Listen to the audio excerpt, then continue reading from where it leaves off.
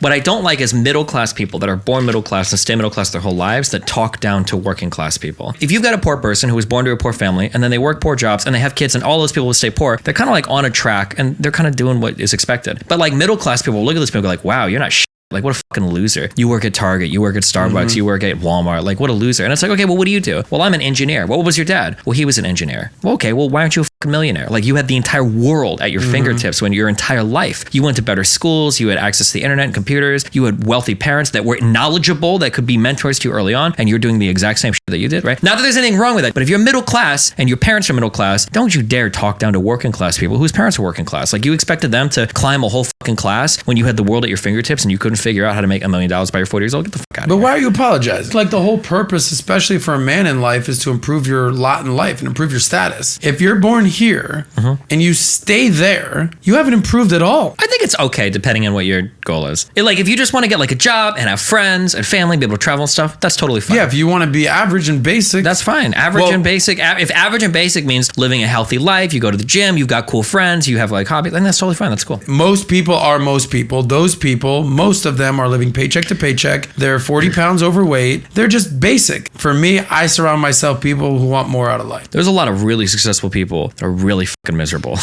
We used to have a friend who would talk about, and he got a lot of shit for saying this, I actually wish I was poor, because when you're poor, it feels like you got something to fight against, something to struggle for. And this guy was insanely wealthy, insanely talented, had businesses, huge successful streamer, and he killed himself like 2 years ago because he was so bored and so depressed, and so everything in his life was like so Let me be very clear. Having money, if somebody used to be poor, okay? Yes. The worst thing to hear when you're poor is that having money won't fix all your problems, okay? Fuck you. Yeah, fuck you. Yeah. I agree with that.